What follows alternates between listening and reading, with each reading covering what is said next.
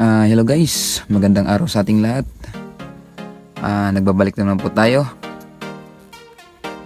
Ngayon is ituturo ko sa inyo kung paano nga ba ginawa yung ganito.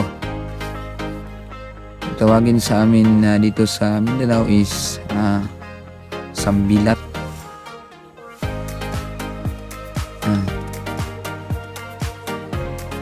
Or tinatawag itong eye splice sa English. Yan.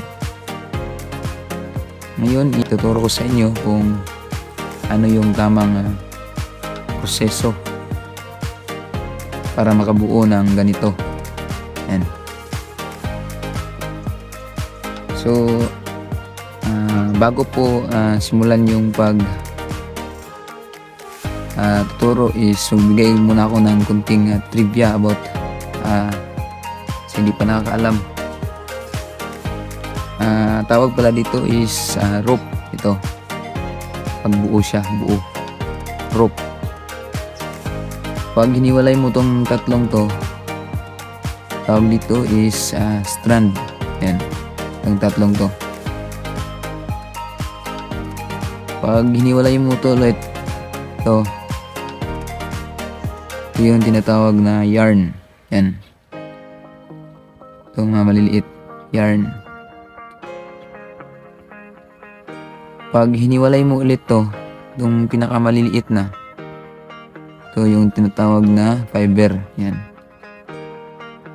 So at least ngayon is alam nyo na kung ano yung tamang tawag dito. Yan. So para masundan nyo ako guys, kumuha kayo ng tali para masundan nyo ako. Yan. So nasa inyo na kung gaano kalaki yung gawin mong butas. Pwedeng ganito, pwedeng medyo malaki, ano sa inyo na. Yan.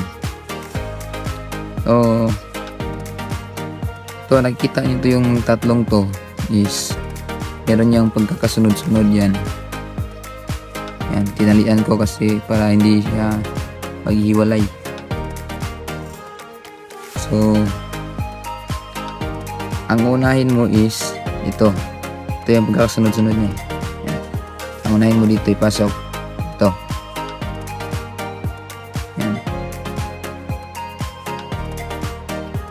Pag makuha mo na yung tama mong butas na gustong gawin, so i-open mo lang tong dito, mag-open ka ng isa. Yan, tsaka ipapasok mo tong nauna.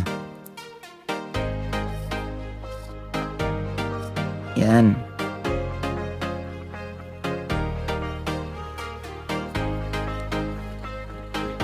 Yan, yung inuna mo nasa kaliwa. Katapos ang kasunod niya is ito, buksan mo ito ulit. Yan, tsaka papasok mo to yung pangalawa. Yan, ganito niya yung posisyon niya. Yan. Tanggalin natin tong nilagay natin na para makita yan talaga.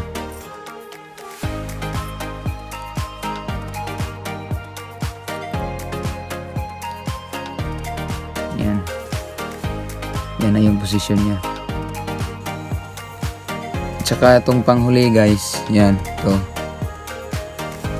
ikutin mo lang tong lubid. Yan, dito sa likod. Ito, nakikita nyo to. Yan, ito yung bubuksan mo naman. Yan, sa likod.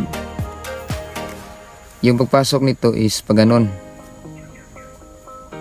huwag dito, pag ganun. Yan.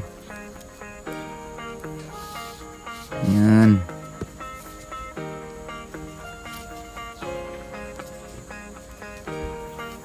So kung napapansin nyo, ito yung panghuli kanina. Yan. So So, ngayon, siya naman yung nauna. Yan guys. Higpitan mo lang yung ikutin mo lang para tumigpit yung tali. Ito. Yan. Yung nauna kanina is nasa huli na ngayon. At yung pinakahuli kanina is dito na siya sa pinakaibabaw. Yan. Ito namang panghuli. Dito mo naman siya ilalagay sa gitna. Yan. Dito. Dito mo naman siya ipapasok. Yan.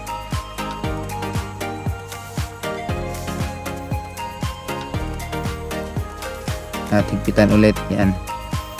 So kung napansin nyo guys, yan.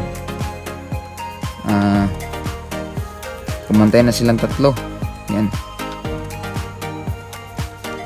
Yun lang naman yung mahirap yung pag simula.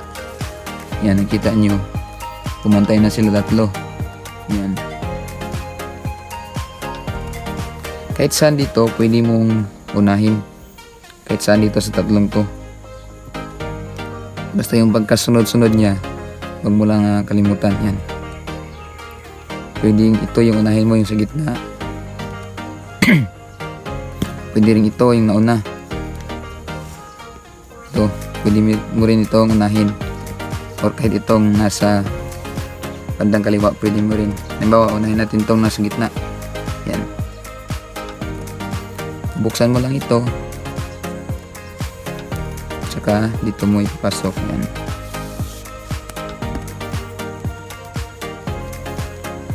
Higpitan ulit.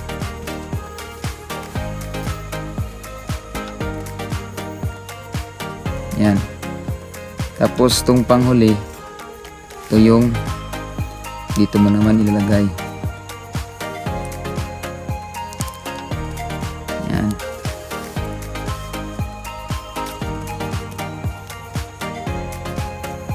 Tsaka ito yung isa, dito mo naman sa gitna ilalagay.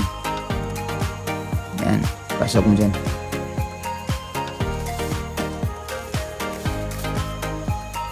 Higpitan ulit. Yan.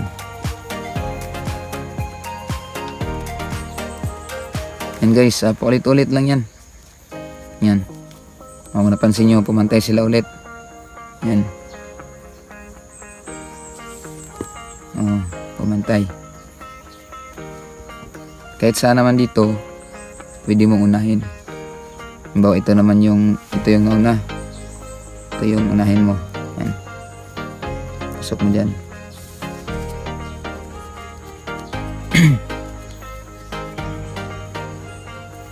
At ang pangalawa is ito. Dito mo naman siya pasok.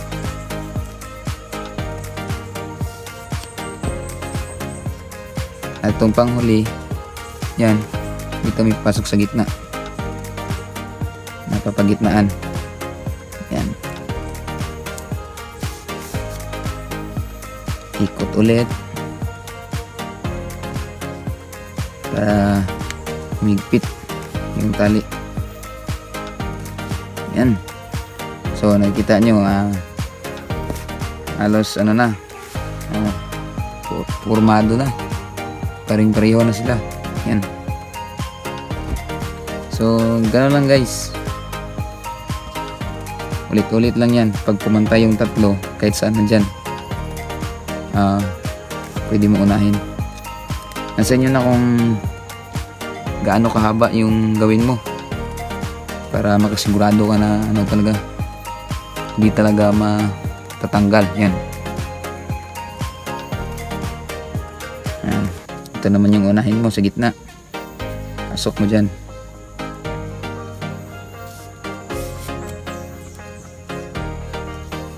Ito ang huli. Pasok mo naman dito.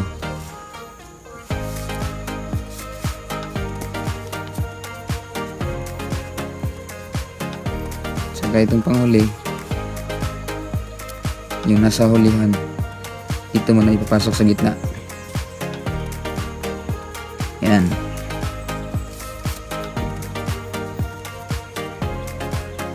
Sana guys, nasundan nyo ko. Yan.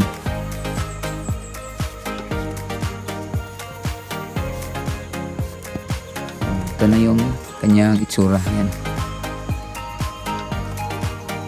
Ito yung tamang pag-splice ng tubig. Yan. Pwede rin itong ubusin mo para nakasigurado ko talaga. Yan. Sana guys, may natutunan kayo sa video na ito. Yan. Huwag kalimutang mag-subscribe sa aking channel at i-click ang notification bell para updated kayo sa ating susunod mga video. Yan guys, salamat.